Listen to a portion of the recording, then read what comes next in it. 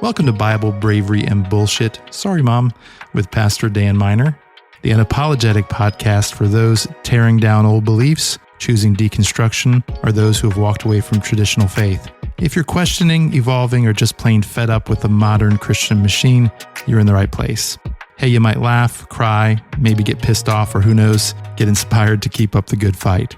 You can follow me or Harvest Church on TikTok, Instagram, or Facebook to get connected. The links are in the description of this podcast. Here we go.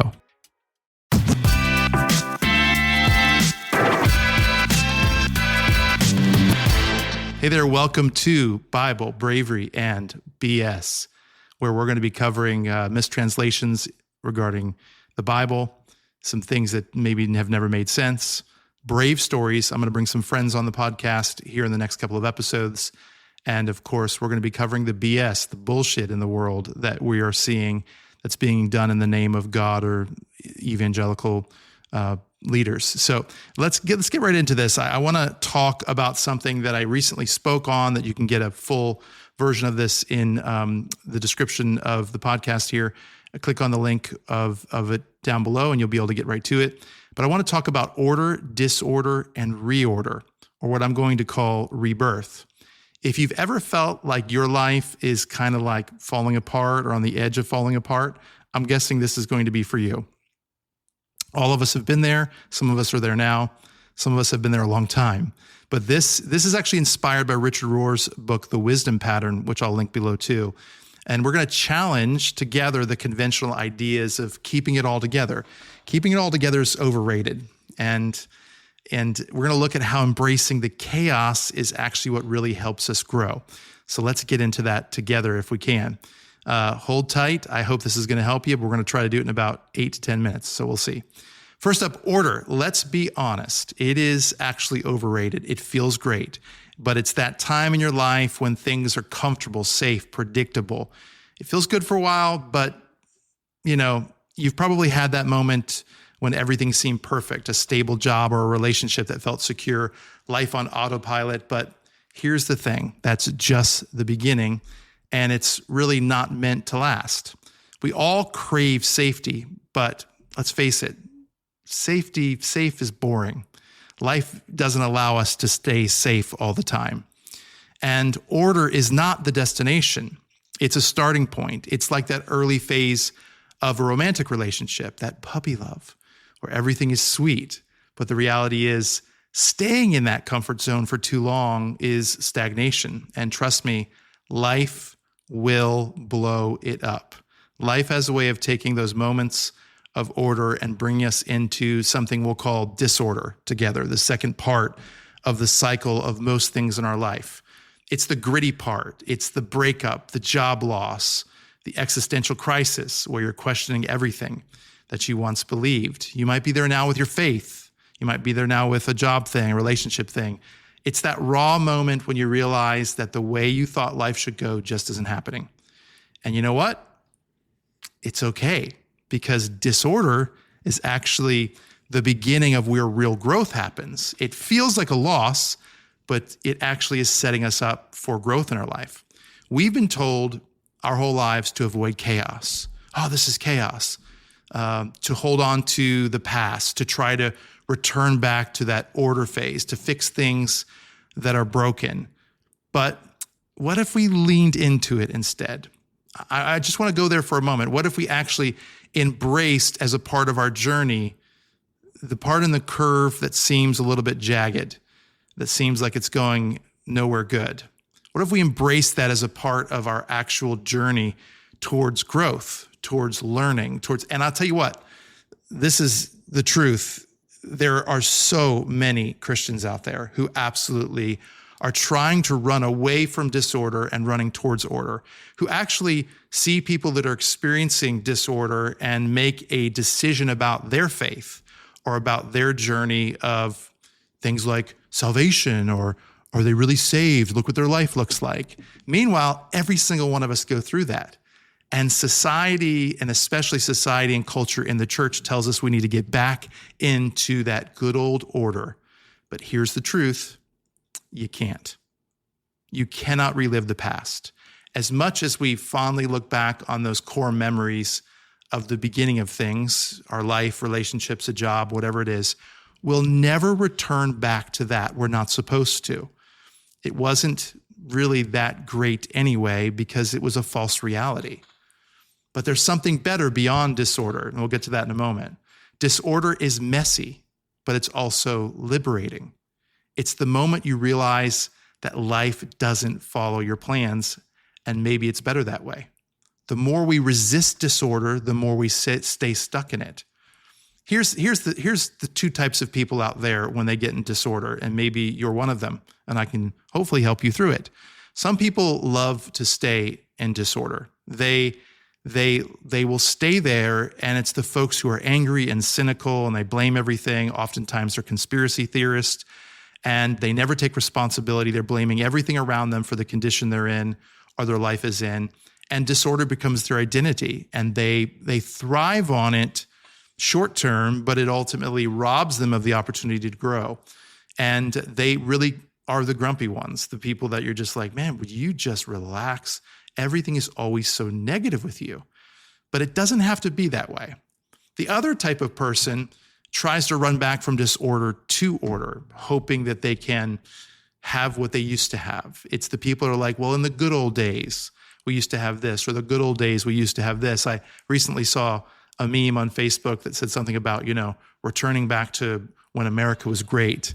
And it was that time period, there was a sign up that was, like separating people of color from white people. It was businesses that wouldn't allow somebody of color into their business. It was hardcore, like huge moments of segregation that people of privilege, specifically us white folks, it's easy for us to say, let's go back to the good old days, but it wasn't good for everybody. And it actually was never supposed to be that. We actually, even though things that have devolved at times into chaos, we're closer to growth and closer to where we need to go than we were in the quote unquote good old days. And so let's talk about where we go from disorder. We have order, we have disorder. And eventually, when everything seems to be falling apart, if we will remind ourselves in the middle of it that it's going to be okay, and that this cycle happens to everyone, we get to the exciting part, which is reorder, or what I'll call rebirth, reincarnation, resurrection. Those are some of the Christian terms that kind of represent this. And we see it in the life of many characters within the Bible. But we see it outside of the church, of course, in life, period. That's that moment where somebody rises from the ashes. And it isn't about going back to the way things were or fixing what's broken. Rebirth is about becoming something entirely new, something you've never imagined. When you stop fighting the chaos and let it reshape you, you come out on the other side ultimately transformed. Rebirth is about acceptance. It's when you stop longing for the past and stop feeling defeated by the present. You realize that life's cycles are natural, and instead of fearing those dark moments of our lives, those moments of chaos, you see them as the fuel for your next level or your next growth opportunity. Rebirth isn't pretty. If you've ever watched a birth, you probably get it. It's raw, it's real, it's messy, but it's also powerful, and it's where new life comes. This is where you become the version of yourself that's been waiting to be unleashed. It's not about getting through the tough times. It's about becoming something new through those tough times. And guess what? You're going to go through this cycle again and again.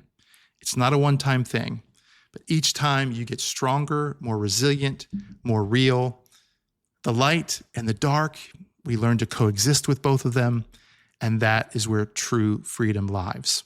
When you're okay with a mess and you still keep moving forward. Does that make sense? I hope it does. So here's the takeaway. Stop resisting the disorder. Stop trying to go back to some version of life that you've outgrown.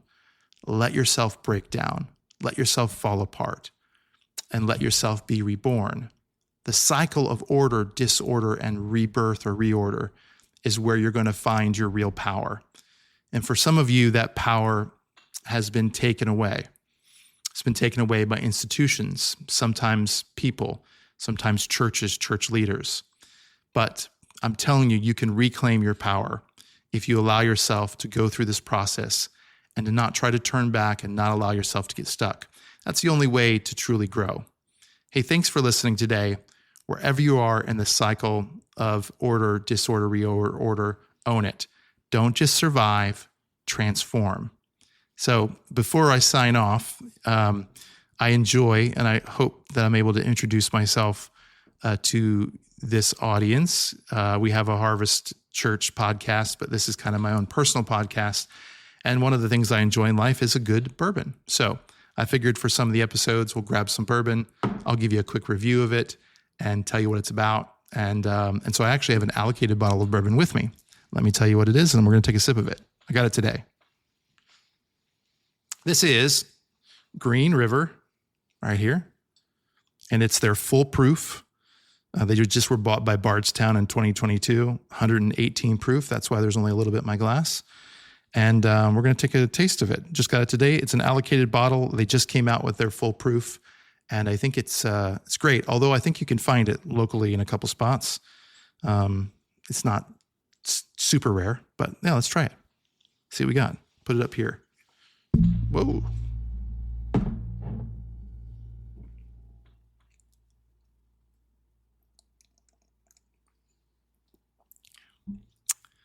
Yeah. Almost took my breath away, that 118 proof. Long finish. It's a little out of balance, but it's good. It's I think it's great. It's got some caramel, almost tastes like a mint peppermint to me, at least. It's pretty good. I like it. It's got an amber color. It's I think it's like 5, 6, 7-year-old bourbon. It's a little light on the color, lighter than I would assume, but man, it's pretty good. Let's take another sip.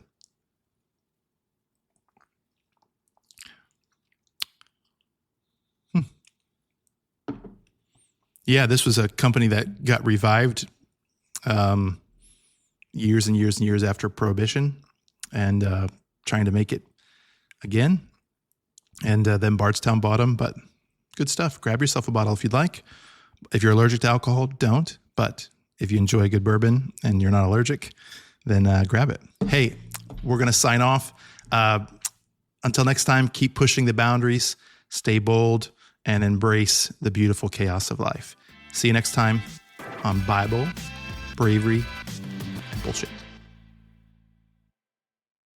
If you made it this far, thanks for listening. And if you'd like to support our nonprofit, you can go to harvestsarasota.com and click the Give tab. One of the greatest ways you can tell us this podcast helped you is by liking, subscribing, reviewing, and sharing with your friends.